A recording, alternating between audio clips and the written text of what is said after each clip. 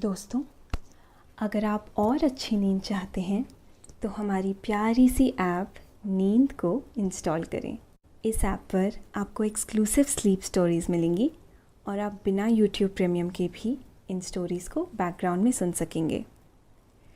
Install करने के लिए आप हमारी वेबसाइट नींद.ऐप पर ज़रूर आइए और अच्छी कहानियाँ, स्लीप म्यूज़िक, कुछ टिप्स सुनने के लिए इस चैनल को सब्सक्राइब कीजिए। अगर आपको शांभवी यानी मेरे द्वारा कही गई और भी कहानी सुननी है तो कमेंट करके मुझे जरूर बताइए। लाइक, शेयर एंड सब्सक्राइब करके हमें सपोर्ट करें। नमस्कार, मैं हूं शांभवी और आज मैं प्रस्तुत करती हूं पुराणों से प्रेरित एक सुंदर सी कहानी। ये कहानी आपके मन को एक असीम शांति प्रदान करेगी और आपको शांतिपूर्ण नींद का एहसास दिलाएगी। श्री राम का चरित्र लोगों को हजारों सालों से प्रभावित कर रहा है। श्री राम की महिमा और उनकी गाथा आज हर घर में गाई जाती है। परंतु जब भी भगवान श्री राम का नाम लिया जाता है, उनके साथ उनके परम भक्त और परम सेवक श्री हनुमान का नाम भी लिया जाता है। कहते हैं हनुमान जी की शक्ति और उनका राम भक्त होना लंका पर विजय पाने का बहुत ही बड़ा हिस्सा था। जैसे हर इंसान का इस पृथ्वी पर एक कार्यकाल होता है, एक अवधि होती है, उसी प्रकार अवतारों का भी एक निश्चित कार्यकाल होता है। अपनी पृथ्वी पर सभी लीलाओं को पूरा करने के बाद भगवान राम का अयोध्या से वैकुंठ जाने का समय आ गया था। परंतु भगवान हनुमान के डर के कारण यमराज अयोध्या नगरी में प्रवेश नहीं कर पा रहे थे। आइए जानते हैं आज की रोमांचक कहानी में कि आखिर कैसे यमराज ने अयोध्या नगरी में प्रवेश किया और किस प्रकार भगवान राम हनुमान जी को चकमा देकर बैकुंठ की तरफ चल दिए।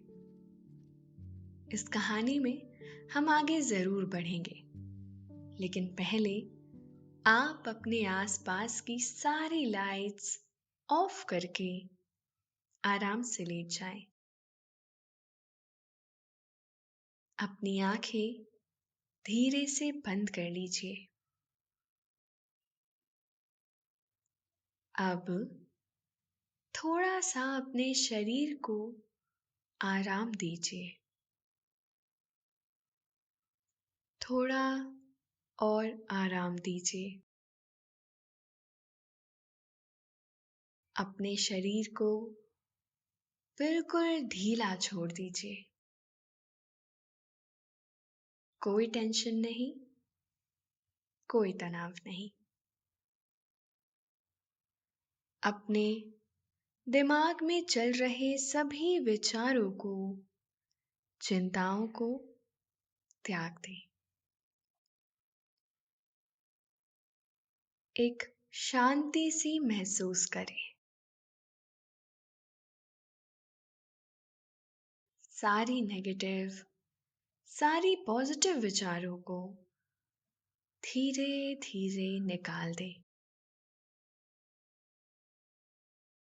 हाथों को सीधा करें और अपनी कमर के साइड में रख लीजिए। अब अपनी सांस पर ध्यान लगाएं। इसको धीमे या तेज नहीं करना है। बस ध्यान देना है कि कैसे वो आपके अंदर प्रवेश कर रही है।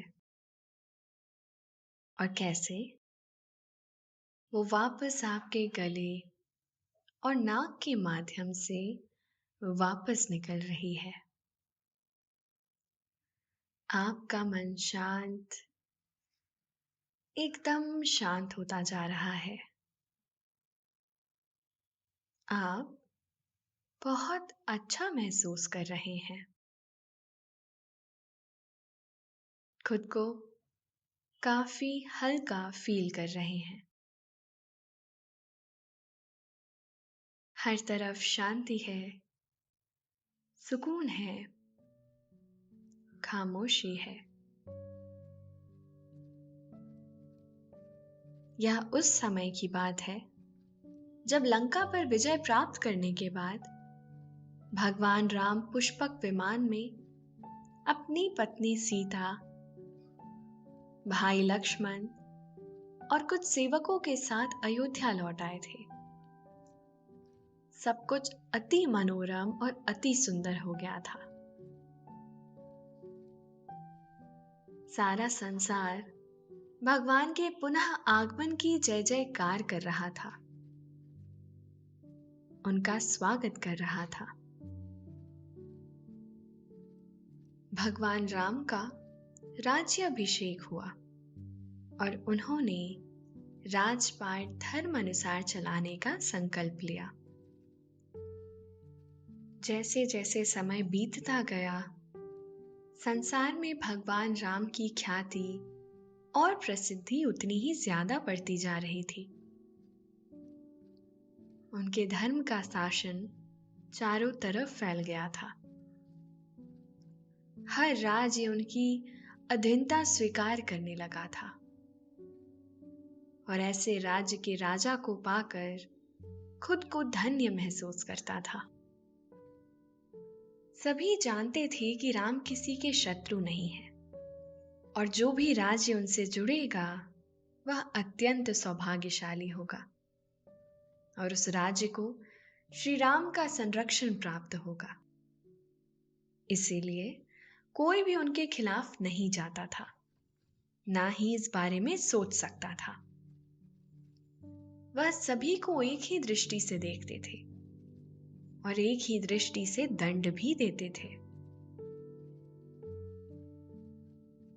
भगवान श्री राम के शासन काल में अयोध्या की सीमाएं सागर को छूने लगी थी। चारों ओर समग्र पृथ्वी पर श्री राम का ही राज्य था। प्रकृति भी उनकी अनुयायी बन गई थी। चारों तरफ इतना आनंद और हर्षोल्लास का माहौल रहता था कि जैसे स्वर्ग को भी मात दे दे। धरती पर ऐसा स्वर्ग देखकर देवता भी आश्चर्यचकित रह जाते थे और भगवान श्री राम के शासन काल की प्रशंसा करते थे। देवता भी उस समय भगवान राम के उस राज्य में जन्म लेने के लिए तरसते थे। बादल भी उतनी ही वर्षा करते थे जितनी खेतों के लिए पर्याप्त होती थी। खेत भी उतना ही अनाज उगाते थे जितना इस पृथ्वी पर हर इंसान के लिए पर्याप्त होता था। सब कुछ बहुत ही आश्चर्यजनक ढंग से सुव्यवस्थित हो गया था। भगवान श्री राम और उनके कृषि समुदाय ने अपने ज्ञान विज्ञान और अनुसंधान से पूरी पृथ्वी को स्वर्ग से भी बढ़कर बना दिया था। परंतु कहते हैं कि इस मृत्यु लोक में आने के बाद हर इंसान को अपने लोक जाना पड़ता है जहां से वह आया है। भगवान श्री राम को भी अपने बैकुंठ लोक जाना था, परंतु अयोध्या की सीमा की सुरक्षा कर रहे हनुमान जी ऐसा होने नहीं दे रहे थे। यमराज को आदेश हुआ कि भगवान श्री राम का कार्यकाल धरती पर समाप्त हो चुका है। अब धरती पर चारों ओर शांति है। लोग वेद पाठी हो गए हैं। आपस में प्रेम से मिलजुल कर रहते हैं, दिन दुखियों की सहायता करते हैं और सभी को समान अधिकार प्राप्त है। अब भगवान श्री राम को अपनी लीलाओं का समापन करके अपने लोक वापस लौट आना चाहिए। यमराज विधाता की आज्ञा पाकर भगवान श्री राम के प्राण हरने के लिए अयोध्या नगरी में प्रवेश करने लगे। वहां पहले से तैनात हनुमान जी अपनी मस्ती में मस्त राम नाम का गान कर रहे थे। वह राम नाम में इतने गुम थे कि उन्हें कुछ सूध बूध ही नहीं रही। और अपने भैंस पर सवार यमराज अयोध्या नगरी में प्रवेश करने लगे। तभी हनुमान जी को होश आया और उन्होंने देखा कि यह कौन भैंस पर सवार होकर अयोध्या के अंदर घुसने की कोशिश कर रहा है। तो उन्होंने जोर से छलांग लगाई और तुरंत यमराज के आगे खड़े हो गए। उन्होंने उनसे उनका परिचय पूछा। तुम कौन हो और इस प्रकार चोरी छुपे अयोध्या नगरी में घुसे चले आ रहे हो? क्या तुम यह नहीं देखते कि मैं यहाँ का रक्षक हूं और यहाँ की रक्षा कर रहा हूं? मेरी आज्ञा के बिना तुम अयोध्या में प्रवेश नहीं कर सकते। तभी यमराज ने बताया कि हे हनुमान, मैं यमराज हूं।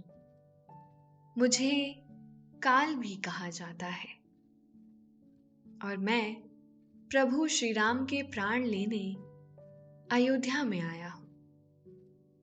अब उनका कार्यकाल समाप्त हो चुका है।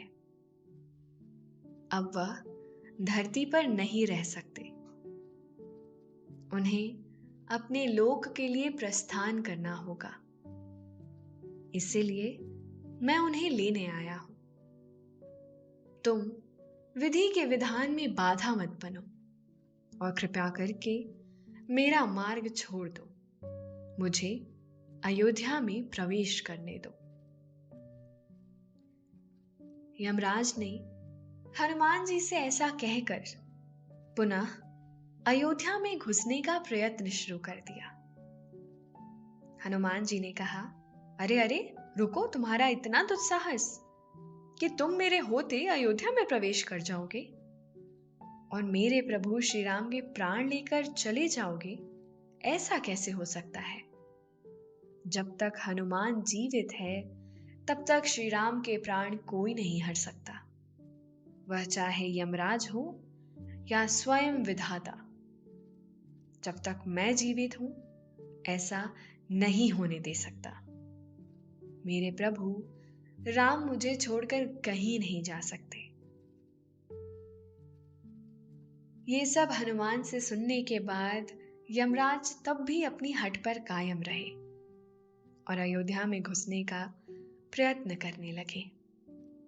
तभी हनुमान जी ने अपनी गदा उठाई और यमराज को दंडित करने का प्रयोजन बनाया। हनुमान जी और यमराज में भीषण युद्ध हुआ। उनका युद्ध देखकर सभी लोग आश्चर्यचकित रह गए। दोनों के बल की कोई सीमा ना थी। दोनों एक से बढ़कर एक महारथ युद्ध में दिखा रहे थे।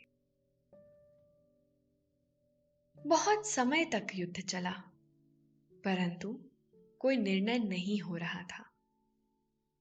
तब जाकर एक ऐसा क्षण आया जब यमराज को अपनी हार सामने दिखाई दे रही थी। वह हनुमान जी का बल देखकर आश्चर्यचकित रह गए। उन्हें विश्वास नहीं हो रहा था कि एक साधारण से वानर में इतना बल भी हो सकता है। वह किसी भी तरह हनुमान जी पर काबू नहीं पा सके और जब उन्हें इस बात पर विश्वास हो गया कि वह हनुमान जी से नहीं जीत सकते, तब उन्होंने अपने वाहन पर बैठकर वापस यमलोक की तरफ दौड़ लगा दी। रास्ते में वह यही सोच रहे थे कि उनका प्रयोजन सफल नहीं हो पाया। विधाता और विधि के विधान को हनुमान जी ने बदलने की जो कोशिश की है, उसका परिणाम अच्छा नहीं होगा। इसके पश्चात वे सीधे ब्रह्मलोक चले गए। वहां उन्होंने ब्रह्मा जी से प्रार्थना की कि हे ब्रह्मदेव, आपने जो काम सृष्टि के निर्माण के बाद हम सभी लोगों को सौंपा था, वह पूरा नहीं हो सकता, क्योंकि हनुमान जी तो श्री राम के प्राण लेने ही नहीं दे रहे हैं। वह किसी को अयोध्या में नहीं घुसने देंगे। अगर ऐसा ही चलता रहा तो विधाता का लेख कैसे पूरा होगा? विधि के विधान में ऐसा व्यवधान पहले कभी नहीं आया। कृपया करके आप ही कोई मार्ग बताइए और इस समस्या से हम सबको छुटकारा दिलाइए। तब ब्रह्मदेव को भी बहुत चिंता होने लगी। ब्रह्मदेव ने यमराज को आश्वासन देकर वापस भेज दिया और कोई युक्ति या मार्ग निकालने के लिए जतन करने लगे। एक दिन भगवान राम अपने कक्ष में बैठे विश्राम कर रहे थे और अपने राजकाज को खत्म करके अपने कक्ष में निश्चिंत होकर बैठे थे। तभी अचानक ब्रह्मा जी प्रकट हो गए और कक्ष में चारों तरफ प्रकाश फैल गया। वातावरण बहुत सुगंधित और मनमोहक हो गया। जब किसी देवता का आगमन मृत्युलोक में होता है तो ऐसे ही परिणाम देखने को मिलते हैं। भगवान राम ने ब्रह्मदेव को प्रणाम किया और उनके आगमन का कारण पूछा। ब्रह्मदेव ने बताया कि हे प्रभु श्री राम, आपने अपने लिए जितनी अवधि पृथ्वी लोक पर निश्चित की थी वह पूरी हो चुकी है। अब समय आ गया है कि आप पृथ्वी लोक का त्याग करके अपने धाम बैकुंठ को लौट चले। भगवान श्री राम ने सारी बात समझकर ब्रह्मदेव से कहा कि आपने उचित ही कहा है। अब मैं निश्चिंत होकर अपने सारे काम खत्म करके बैकुंठ को लौट सकता हूं। मैंने सारा राज्य अपने और अपने भाइयों के पुत्रों में विभाजित कर दिया है। सभी लोग धर्म से शासन करेंगे और इस धर्म ध्वजा को पृथ्वी पर कायम रखेंगे। अब मेरा जाने का समय आ गया है। ये सब बात कहते हुए ब्रह्मदेव इस समय कुछ चिंतित दिखाई दे रहे थे। श्री राम ने उनकी चिंता का कारण पूछा तो ब्रह्मदेव ने कहा, हे प्रभु श्री राम, आपके हनुमान के हेतु यह कार्य संभव नहीं है। वह तो किसी को भी अयोध्या में प्रवेश ही नहीं करने देते। ऐसा सुनकर श्री राम आश्चर्यचकित रह गए। उन्होंने ब्रह्मदेव को आश्वासन दिया कि आप चिंता ना करें, मैं कोई उपाय सोचता हूं। हनुमान मुझसे बहुत अधिक प्रेम करते हैं। वह मेरे जाने के विचार से ही बहुत ज्यादा व्याकुल हो गए होंगे। वह कदापि मुझसे दूर नहीं रह सकते। लेकिन मैं ये बात उन्हें समझाने की जरूर प्रयत्न करूंगा। ऐसा कहकर उन्होंने ब्रह्मदेव को आश्वासन दिया और ब्रह्मदेव वायु में विलीन हो गए। एक दिन श्री राम ने हनुमान जी को बुलावा भेजा। हनुमान जी प्रभु श्री राम जी का बुलावा सुनकर बहुत खुश हुए और दौड़े दौड़े श्री राम के पास चले गए। तब उनसे बातें करते समय श्री राम ने इशारे से जानबूझकर अपनी अंगूठी धरती में गिरा दी और वह अंगूठी एक छोटे से छेद में जा गिरी। तब श्री राम की चिंता को देखकर हनुमान जी ने कहा, प्रभु, आप चिंता क्यों करते हैं? मैं आपकी यह मुद्रिका अभी लेकर आता हूं। श्री राम ने कहा, ठीक है हनुमान, तुम जाकर यह अंगूठी लेकर आओ, मैं तुम्हारा इंतजार कर रहा हूं।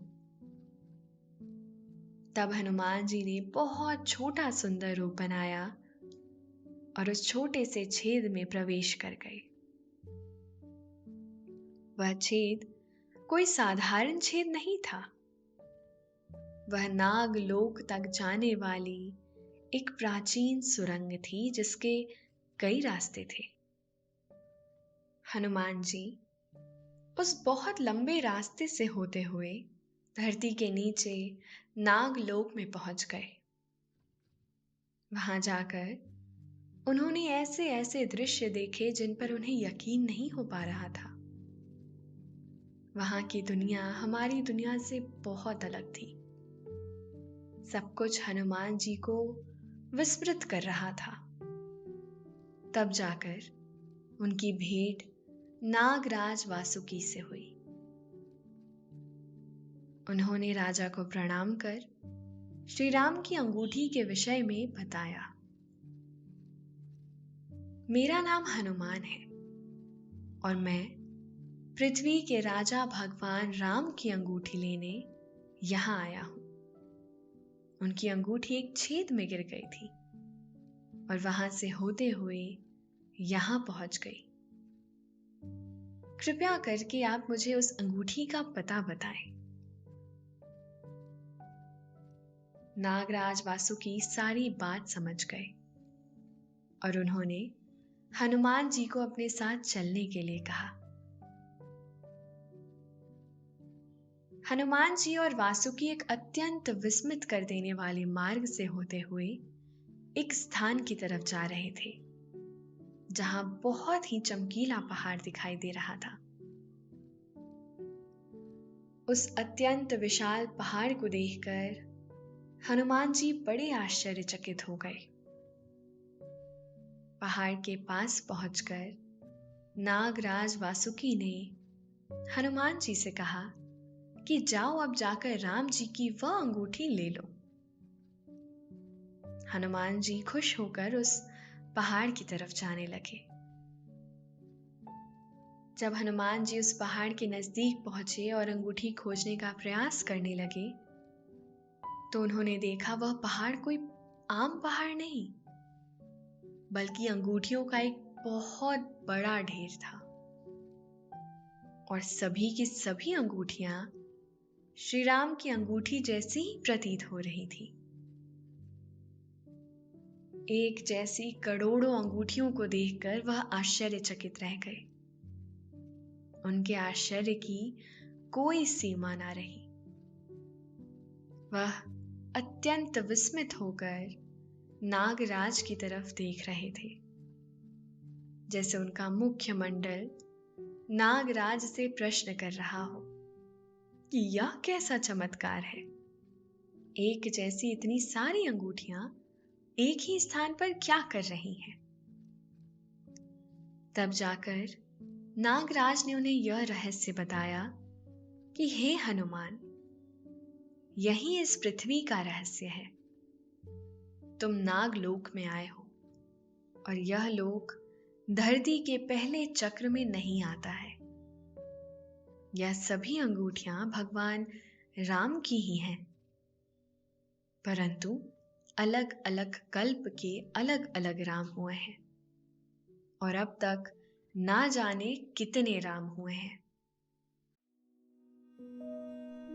दोस्तों, अब से आप bed time stories, guided meditation, relaxing music, इन सब का आनंद नींद ऐप पर ही उठा सकते हैं। हर कल्प में राम जी का अवतार होता है और हर कल्प में उनकी अंगूठी यहाँ आकर गिरती है जो पहाड़ का एक ऐसा ढेर लगा चुकी है।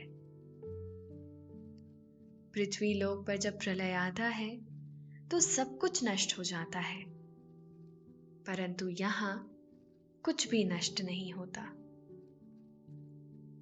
इसीलिए यहाँ इतना बड़ा अंगूठियों का ढेर लग गया है। तब जाकर हनुमान जी सारा रहस्य समझ गए और वह यह भी समझ गए कि जानबूझकर श्री राम ने वह अंगूठी इस क्षेत्र में गिराई थी, ताकि वो मुझे समझा सकें कि इस संसार में जो भी एक बार आता है उसे जाना ही पड़ता है। सब कुछ नश्वर है। हमें किसी भी विधाता के विधान में हस्तक्षेप करने का अधिकार नहीं है। श्री राम की ऐसी लीला देखकर भगवान हनुमान बारंबार राम जी को मन ही मन प्रणाम कर रहे थे और उनके धर्म की प्रशंसा कर रहे थे। हनुमान जी की अनुपस्थिति का फायदा उठाकर यमराज जी ने अयोध्या में प्रवेश किया और श्री राम ने पृथ्वी लोक छोड़कर बैकुंठ के लिए प्रस्थान किया। किसी ने सच ही कहा है कि विधि के विधान को कोई नहीं बदल सकता। हर मनुष्य, हर देवता प्रकृति के अधीन है। प्रकृति से कोई पार नहीं पा सकता। जो भी इस धरती लोक पर आया है उसे एक ना एक दिन जरूर वापस जाना पड़ता है। भगवान ने भी मनुष्य रूप धारण करके इस धरती लोक को बचाने के लिए यह लीला रची और आखिरकार उन्हें भी एक दिन धरती लोक छोड़कर जाना पड़ा। इससे यह बात पता चलती है कि जीवन में कुछ भी स्थायी नहीं है, स्थिर नहीं है। जो भी बनता है एक दिन जरूर बिगड़ता है। जो भी आता है वह एक दिन जरूर जाता है। हम कुछ भी निर्माण नहीं कर सकते। हमारे हाथ में कुछ भी नहीं है। विधि के विधान को कोई नहीं बदल सकता। इसीलिए अच्छे कर्म करके हमें अपने भविष्य को संभालना चाहिए और प्रभु की लीलाओं का हर रोज गुणगान करना चाहिए, उनका पाठ करना चाहिए। तो दोस्तों, ये थी आज की कहानी राममुद्रिका। आशा है आपको आज की ये कहानी अच्छी लगी होगी। अभी आपने ये कहानी सुनी तो आपको अच्छा लग रहा है और समय हो गया है आपके सोने का। अब आप धीरे धीरे नींद की ओर बढ़ते जा रहे हैं और नींद आपको अपनी आगोश में समाती जा रही है, समाती जा रही है। शुभ रात्रि।